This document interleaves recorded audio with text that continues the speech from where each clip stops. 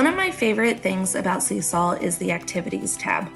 So students can complete these in class or at home, but they are activities that are uploaded to the class from the teacher.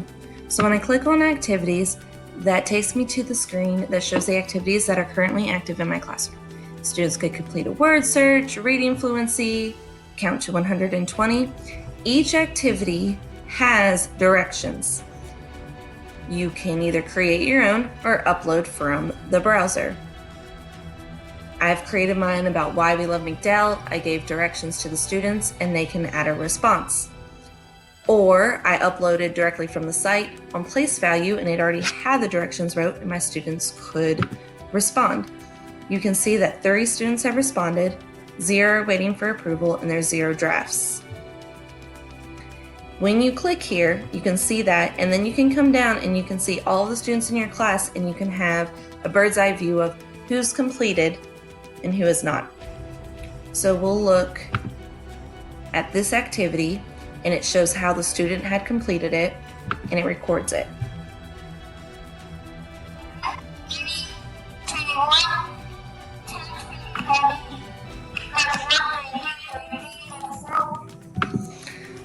And before it is uploaded to their journal, the teacher has to approve that item. So once you've seen it and you've said, yes, this is what I was looking for, then you can go ahead and upload it. If they send it to you and there's a few things missed, if you're in the classroom, you can pull them over, let them know, and you can send that activity back so that they can work on it. Now, if you wanted to browse for activities, you would go to the activity library, and here it has fantastic resources from all over from teachers who are using SeeSaw.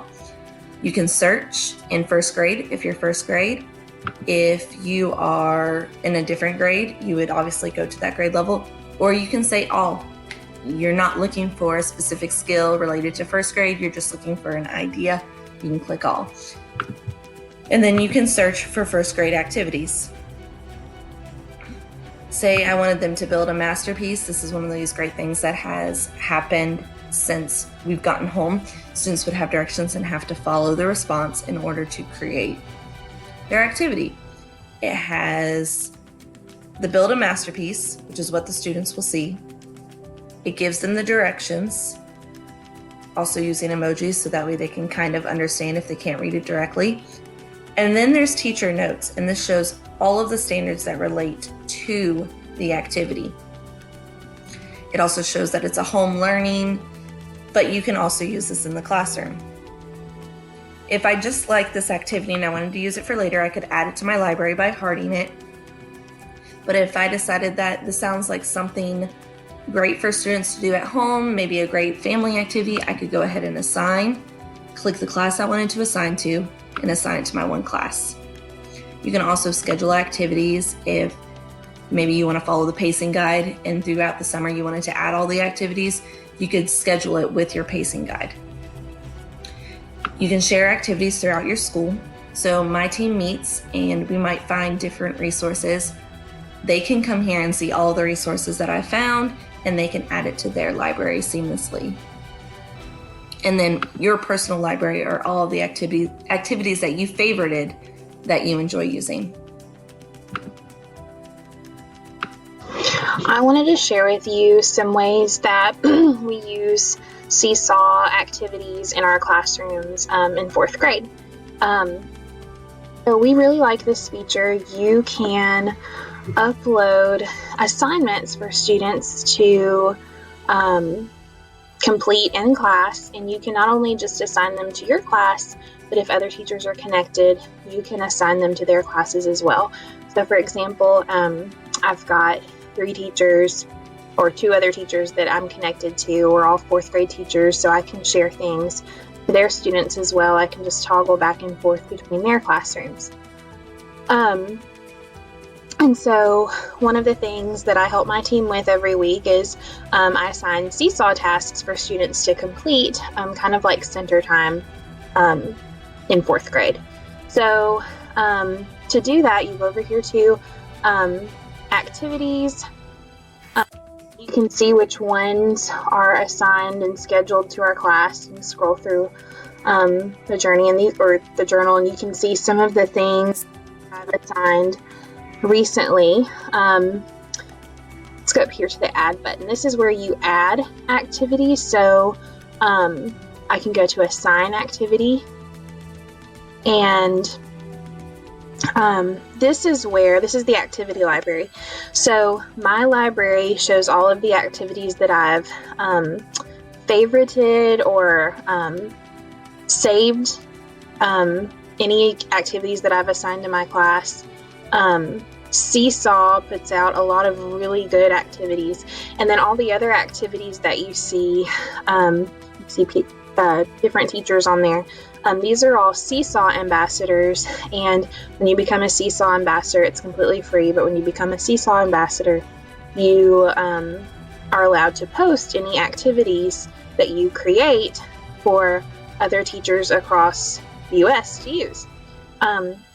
So these are all the activities that I've liked and saved. Go over here to school. You can have activities just specific to your school saved under that tab. And then community is where you can find all the activities that other teachers have created. And the best part about this is it's free. It's not like Teachers Pay Teachers where you're having to go search and buy and subscribe, all these other things. These are right here at your fingertips. And one of the things that I love most about SeeSaw is kids are not just using pencil paper. It's not just a worksheet.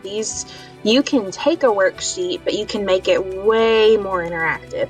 And the kids really seem to enjoy doing that. There's all kinds of features in activities. I can go back and show you the activities that I've assigned to my kids.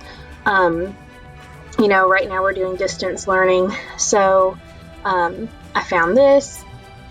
It's a backyard bingo game. They can get on here, and once you assign it, every student has access to the same template.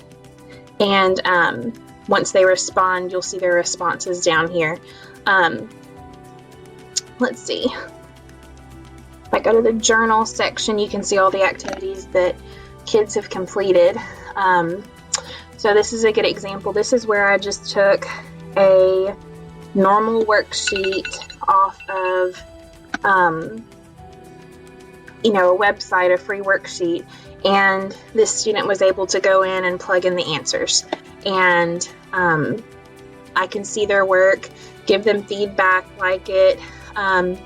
There's a place where I can add private notes if I'm if I want to make a note of how they did on something, if I want to do an assessment on this, make notes for portfolios for later on. There's all different kinds of things that you can do with activities on this, and it's really cool.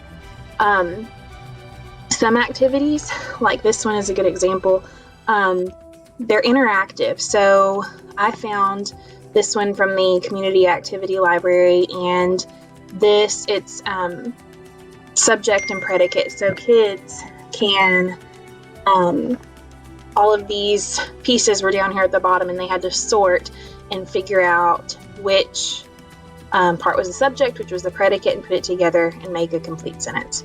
So I hope this helps you understand a little bit about what the activities are.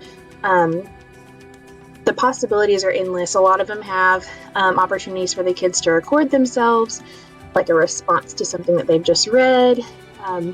It's really useful in the classroom, especially with kids, especially with all of your students. You can differentiate activities. It's not just a written response anymore.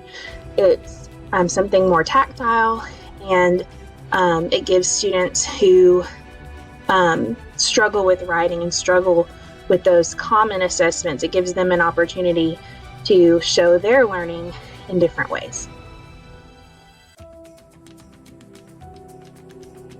Another neat feature that I wanted to highlight that's available for SeeSaw Plus with the paid subscription is the skills feature.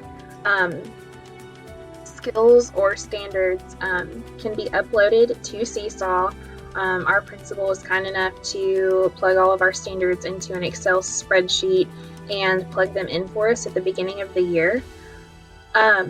So students have, or every time a student completes an activity, we'll scroll down here to one of our math activities. You can attach a standard with it, as well as a rubric, and the rubric has 4 stars available. So, if you give them 4 out of 4, that means that they've got they've reached mastery level. They're beyond. A 3 would be proficient. They understand it. 2 would be approaching. They've almost got it. And 1 would be the beginning level. So we're going to click on this fractions and decimals. Now this is something that I've assigned while we've been out. So I clicked on the activity, and as you can see, I've had 6 students who worked on it, 1 student still in the draft stage, and these other students have turned it in, and the students who are grayed out have not clicked on it or started the assignment. So we'll go over here to Caleb's, so you can see where he's plugged in his answers, and this is an activity. It was a worksheet that you might copy and print off, but we put it on SeeSaw.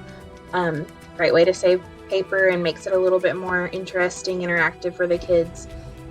So what I can do from my end as a teacher, down here you've got all of these different options. I can like it because he worked on it.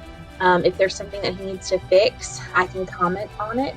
And there's also a function anytime a student submits an assignment, before I approve it, to go in their journal, and that's all in the settings. You can set up your classroom however which way.